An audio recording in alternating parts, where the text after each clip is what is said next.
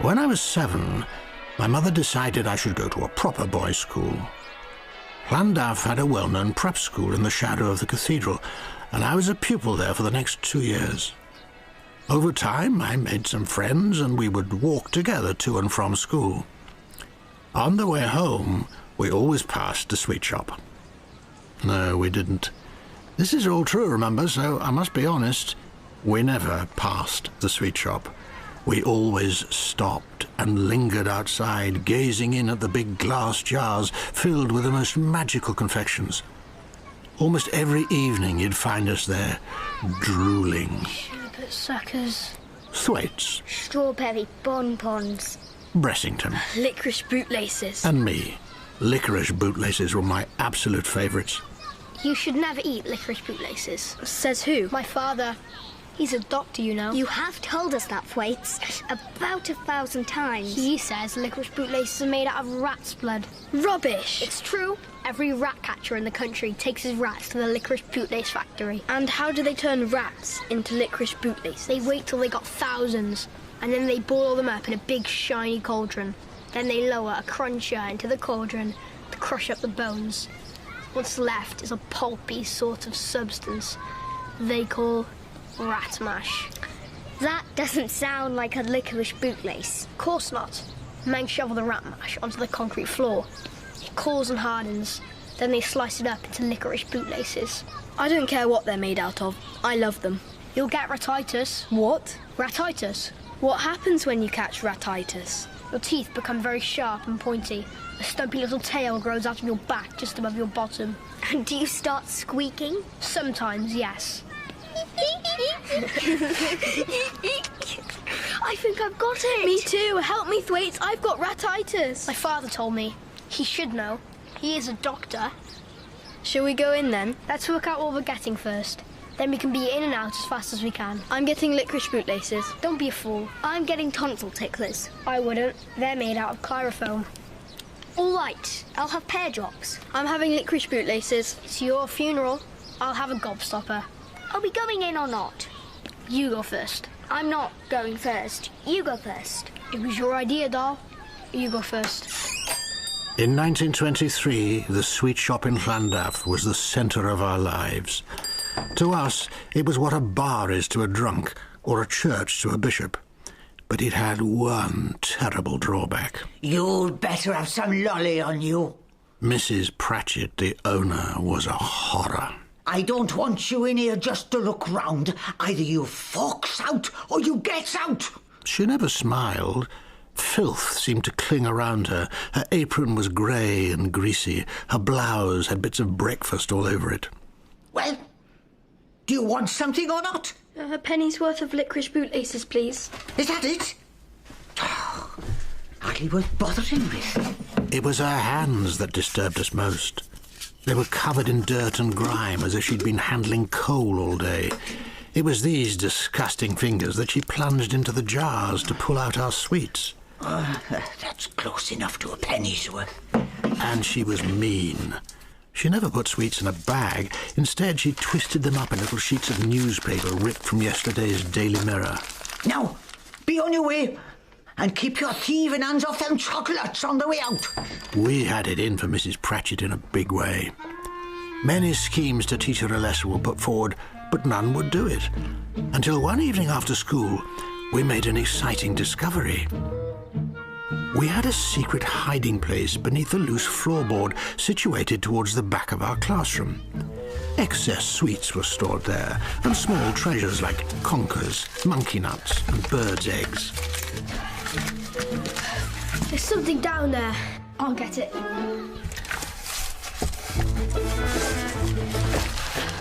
Look at that! What is it? It stinks. A dead mouse. What should we do with it? Throw it out of the window, quick. Hold on a tick. Don't throw it away. Why not? Truth is more important than modesty. Therefore, I must tell you that it was I, and I alone, who had the idea for the great and daring mouse plot. Why don't we slip it into one of Mrs. Pratchett's jars when she's not looking? Then when she puts her dirty hand in to grab some sweets, she'll grab a dead mouse instead. They stared at me in wonder. As the beautiful simplicity of the plot sank in, they cheered and slapped me on the back. Genius, though. You had the idea, so you can be the one to put the mouse in the jar. Put it in the gobstoppers. They're never behind the counter. I'll ask for a sherbet sucker, and when she turns round, you can slip it in. Okay, come on, let's go. She's gonna be so shocked.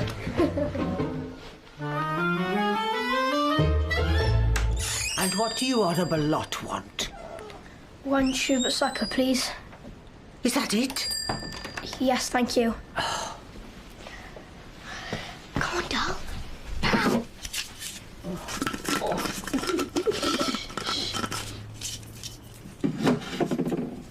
Here you are.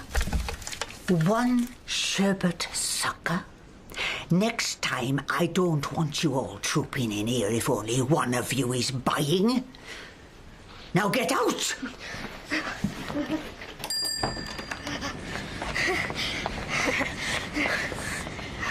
Well, did you do it? Of course he did. Well done, you.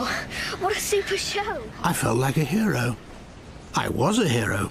It was marvellous to be popular. The flush of triumph lasted until we passed the shop again on our way to school the next morning. Let's go in and see if it's still there. Hang on. Why is it closed? We pressed our faces to the window and looked inside. Mrs. Pratchett was nowhere to be seen. The gobstopper jar's gone. It's on the floor, look. Smashed to bits. And there's gobstoppers everywhere. There's the mouse. We could all see the forlorn little corpse lying amongst the wreckage. She must have got one heck of a shock. Grabbing a dead mouse instead of a gobstopper would be a pretty frightening experience. Well, it's obvious what happened. What? Heart attack. I'm afraid you've killed her. Me? Don't you mean we? You're the one who put it in there. And it was your idea. Well, doll, you were a murderer. At school, Mr. Coombs looked grim. Silence! Stop that talking. I want absolute silence. Line up in your forms at the double. He's looking for the killer. It wasn't for me.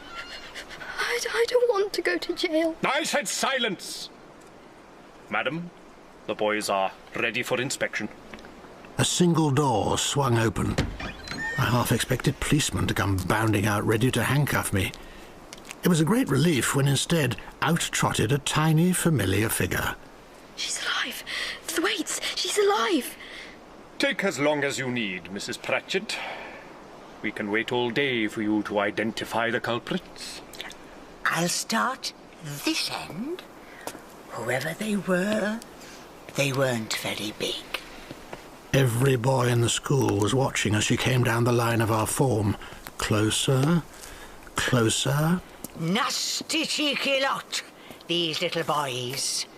They got no manners. They comes in my shop and nicks things when I ain't looking. I never get trouble with girls, but boys is hideous and horrible. I don't have to tell you that, do I, Headmaster? That's him. Me, what have I done? Shut up! That's him, all right. I'd know him a mile away, the scummy little bounder. And there's his mates, look. Nasty, dirty little pigs. You've got their names, have you? I do indeed. Bressington, Thwaites and Dahl. We were all taken straight to the headmaster's study. He was a giant of a man, with a face like a ham and a mass of rusty-coloured hair sprouting in a tangle all over the top of his head. In his hands he held a long yellow cane that curved round the top like a walking stick. You boys have shamed the school and must be punished accordingly. Bend over, Dahl. Tighter, boy. Touch your toes. Mr. Coombs took a firm, wide stance, raised the cane high, and brought it down with a crack like a pistol shot. Harder. I looked round in shock. Lay into him. Sitting in a big leather armchair, the tiny, loathsome figure of Mrs. Pratchett was bouncing up and down with excitement. Get down, boy. You get an extra one every time you straighten up. That's telling the little blighter. 1, 2, 3. Now let that be a lesson to you. By gum, those 4 strokes were real whoppers. Mr. Coombs seemed to respond to my cries like an athlete spurred on by the crowd. Each one hurt more than the last. He was well practised and had a perfect aim, able to land each stroke in exactly the same place. It was bad enough being caned on fresh skin, but when it's on wounded flesh, the agony is unbelievable. That evening, after supper, my 3 sisters had their baths before me. Then it was my turn. As I was about to step into the tub... What's happened to you? Who did this? Tell me at once. I had no choice but to tell her the whole sorry tale. When I'd finished, she said to our nurse, Get them into bed, Nanny. I'm going out. Mother, no, please come back. She took no notice. I watched her out of my bedroom window, marching down the road towards school. When she returned, I was tucked up in bed. Sleep tight, my sweet boy. Did you see Mr. Coombs, Mother? Yes, I did. What did he say? Well, I told him it was wrong to beat small children. They don't do that where I come from. What did he say? He said I was a foreigner, and I didn't understand how British schools were run. I told him this is not a British school. This is a Welsh school. I wish you hadn't done that. It will make me look silly. I will not allow you to be treated with cruelty. What will you do? As soon as we can, we will find you an English school. Will it be a boarding school? It will have to be. I'm not ready to move the whole family to England just yet. When will that be, Mother? After the summer holidays. Try not to worry. Go to sleep now. In 1925, when I was 9, I set out on the greatest adventure of my life thus far. Good morning, Mrs. Dahl. Good morning, Headmaster. Boarding school. And this is young Roald, I presume. Good morning, Headmaster. St. Peter's was the closest English prep school Mother could find to Wales, just across the Bristol Channel in Weston-super-Mare. It was built on a hill above the town, a 3-storied stone building that looked rather like a lunatic asylum. Mother and I stood on the threshold with the wind whipping in off the sea. Every piece of clothing I wore was brand new, with my name sewn into it. Well, Roald, I'll bid you goodbye. Goodbye, Mother. May I send him some little treats now and again, Headmaster? By all means do, my dear Mrs. Dahl. In those days, an English school was purely a money-making business owned and operated by the headmaster. It suited him to give the boys as little food as possible and encourage parents to feed their offspring by parcel post. I'll send you a few oranges and apples once a week. And some sweets, perhaps, and a currant cake. There's nothing like the taste of home cooking, is there? The headmaster gave a flashing grin, the kind a shark might give to a small fish just before he gobbles it up. Right, Dahl, off you go and report to Matron. Goodbye, Mrs. Dahl. I shouldn't linger if I were you. We'll look after him. Goodbye, my beautiful boy.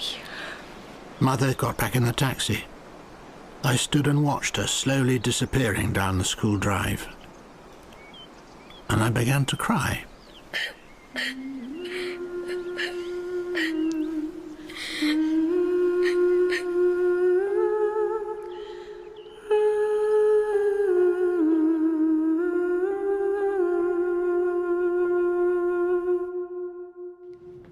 Good morning, boys. Good morning, Matron. Welcome to the St. Peter's dormitories. You're home for the next term and beyond. At St. Peter's, the ground floor was all classrooms. The first floor was all dormitories. On the dormitory floor, the matron ruled supreme. I am in charge here. On this floor, you follow my rules and do as I say. If you obey these simple dictates, then we should all get along very well. She was a large, fair-haired woman, probably no more than 28. But whether she was 28 or 68 made no difference, because she was a grown-up, and all grown-ups were dangerous creatures at this school. However, if you failed to live up to the high standards expected of you here, then woe betide you. Woe betide you indeed. She ruled the dorms with a rod of steel. As soon as you set foot on her floor, you were in her power. And the source of this power was the headmaster. At any time she liked, she could send you to report to that merciless giant to be caned on the spot. We soon learned the routine. Good night, boys. Sleep well. After lights out, Matron would prowl the corridors like a panther, trying to catch the sound of a whisper. She had phenomenal hearing, and she seemed to be able to glide along in complete silence like a spectre, so we never knew if it was safe to talk or not.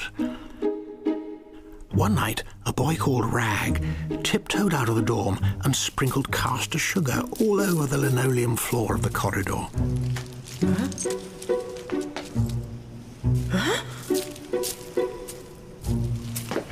Who did this? How dare you do this? Own up immediately. I want the name of the filthy little beggar who sugared the corridor. Confess!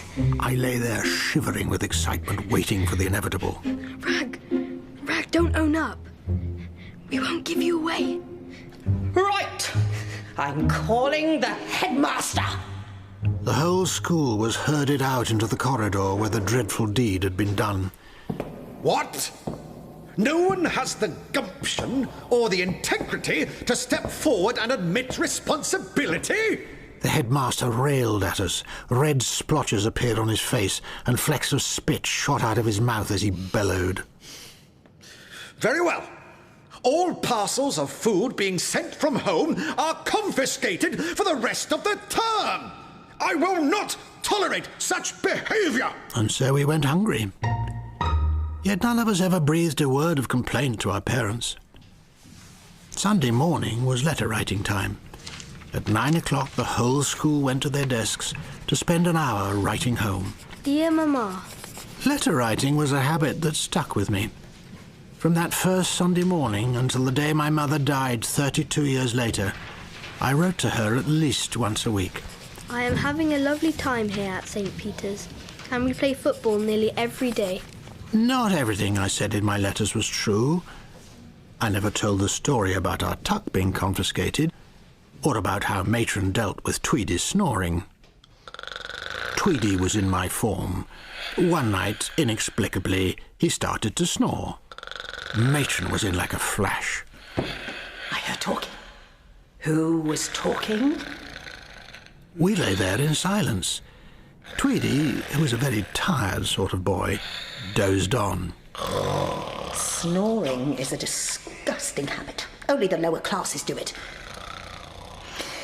A gentleman who is snoring needs to wash his mouth out. Matron crossed to the bed where poor unconscious Tweedy lay with his mouth agape. She took a cake of soap and a pair of scissors from her pockets and began shaving soap flakes into his open mouth. Tweedy began to gurgle.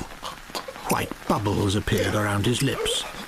The bubbles grew until his whole head seemed to be smothered in foaming froth. He gave a great cough and began clawing at his own face. What's happening? What's on my face? Stop bawling, Tweedy. Get a flannel and wipe it off. Don't ever let me hear you snoring again. It was quite impossible to tell about these horrors in our letters home. The headmaster was always on patrol at letter-writing time, peering over our shoulders, looking for grammatical errors and checking to make sure we said nothing horrid about the school. No boy ever said what he really thought about the food, or the masters, or the thrashings. In order to please that dangerous head, we would, if anything, go the other way and say how much we loved being there.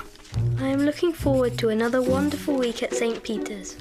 Lots of love from Boy. I was desperately homesick when I first went to St. Peter's. Homesickness is a bit like seasickness. You don't know how awful it is till you get it. And when you do, It hits you right in the top of the stomach and you want to die. I was so homesick at first that I devised a stunt to get myself out of school, even if it was just for a few days. Come in. What is it, doll? My tummy hurts, matron. What do you expect, guzzling currant cake all day long? I couldn't eat. It hurts too much. Pop this thermometer in your mouth. A few weeks earlier, one of my sisters had suffered an attack of appendicitis. I was able to observe her symptoms and replicate them exactly. Where does it hurt? All down the side. Here? I guess just there. Let me have the thermometer. Odd. Temperature's normal. I've been sick all morning. There's nothing left to bring up, but I still feel sick. This was the clincher. Matron regarded small boys as inveterate liars, but she had a nurse's training, and she didn't want a burst appendix on her hands. I'm going to recommend that the headmaster telephones your mother and gets her to collect you at once. I said nothing. I just lay there trying to look ill, but my heart was singing out with all sorts of wonderful songs of praise and joy. Mother took me home across the Bristol Channel and straight to Dr. Dunbar's surgery in Cardiff. He examined me and I repeated my routine. Put your shirt back on and take a seat, would you, Roald? What's wrong with me, Dr. Dunbar? Nothing is wrong with you. You're faking this. I sat silent and miserable as he gazed at me with a penetrating eye. You have no inflammation. It's quite easy to tell. Let me guess. You were homesick? I was. Everyone is at first. You have to stick it out. Life is tough, and the sooner you learn to cope with it, the better for you. What will you tell the school? I will tell them that you have a severe infection of the stomach that I am curing with pills. It will mean you need to stay at home for 3 more days, but you must promise you will never do anything like this again. Your mother has enough on her hands without having to rush over to school to get you. I promise. I recovered and was soon back at school. Apart from the head, there was one master I feared above all others. Captain Hardcastle sported a moustache the same colour as his hair. It formed a thick orange hedge between his nose and upper lip, and ran clear across his face from the middle of one cheek to the middle of the other. Behind the moustache lived an inflamed and savage face. He'd been a soldier in the Great War, hence the title. His head was constantly twitching and jerking in a most alarming fashion. Rumour had it that this was caused by something called shell shock. For reasons I never understood, Captain Hardcastle had it in for me from the very first moment he saw me. Daily I would hear something like, "Hold yourself straight, boy. Shoulders back." Or, "What's so funny, boy? What are you smirking at?" Or, "You, what's your name? Get on with your work." I knew it was only a matter of time before he nailed me good and proper. The crunch came in my second term during evening prep. You all know that the rules for evening prep are simple. You are forbidden to look up from your work, and you are forbidden to talk. Now begin. Disaster struck for me when I foolishly stubbed the nib of my pen into the desk and it broke. A broken nib was never accepted as an excuse for failing to finish a piece of work, and I didn't have any spares. Dobson, could you lend me a nib? You boy! You're talking. I saw you talking. Stand up. Sorry, sir, I just... Don't deny it. I distinctly saw you talking behind your hand. Were you trying to cheat? No, sir, I was... Do you deny you were talking? No, sir, but I wasn't cheating. Of course you were cheating. Why else would you be speaking to Dobson? Or were you inquiring after his health? I broke my nib, sir. I was asking if you could lend me one. You are lying. I always knew you were a liar and a cheat. I only wanted a nib, sir. I would shut up if I were you, before you get into even deeper trouble. I am giving you a stripe. These were words of doom. A stripe was given for exceptionally poor work or behaviour, and it automatically meant a thrashing from the head. Come here, boy. He filled in the stripe report recording my crimes as talking in prep, trying to cheat, and lying. Then he sent me to the headmaster's study. Please, sir, I didn't lie, sir. And I promise I wasn't trying to cheat. Captain Hardcastle says you were doing both. Are you calling him a liar? No, sir. That would be a very serious thing to say about a master. My nib broke and I was just asking Dobson if I could borrow one from him. That's not what Captain Hardcastle says. He says you are asking him for help with your essay. No, sir, I wasn't. I was a long way back and I was only whispering. So I don't think he could have heard what I said. So you are calling him a liar? No, sir. But you could ask Dobson, sir. Ask Dobson? Why should I ask Dobson? He would tell you what I said, sir. Captain Hardcastle is an officer and a gentleman. I hardly need to go asking some silly little boy to verify what Captain Hardcastle has already said, do I? Do I? No, sir. For talking in prep, cheating and lying, you would get 6 of the best. Small boys can be very comradely when a member of their community has got into trouble, especially when an injustice has been done. When I got back to the classroom, I was surrounded on all sides by sympathetic faces. The silent support from my peers was the only thing that helped ease the searing, unbearable burning across my buttocks. St. Peter's only took pupils up to the age of 11, so eventually the time came to move on. Roald, I have entered you for Marlborough and Repton. Which one would you like to go to? I had no idea how to answer this question. They were both famous public schools, but I knew nothing more about them. Oh, I'll go to Repton. It was an easier word to say than Marlborough. I went up to London with Mother to buy the uniform. I was shocked when I saw the outfit I was supposed to wear. I can't go looking like that.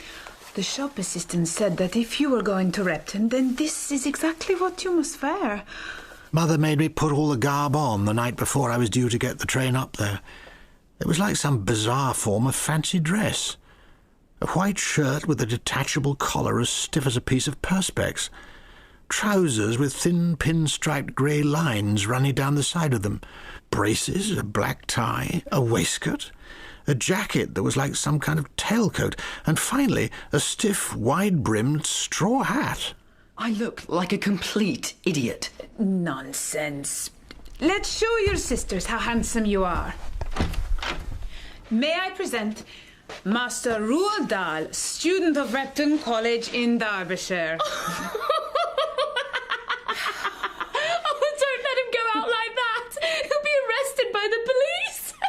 I told you, Mother. I can't wear this to the station tomorrow. I'll be a laughingstock. Nonsense. No one will take the slightest notice of you. If I know one thing about England, it is that the men in this country love to wear eccentric clothes. Mother. Only 200 years ago, they wore wigs on their heads and ruffles on their sleeves. You should count yourself lucky.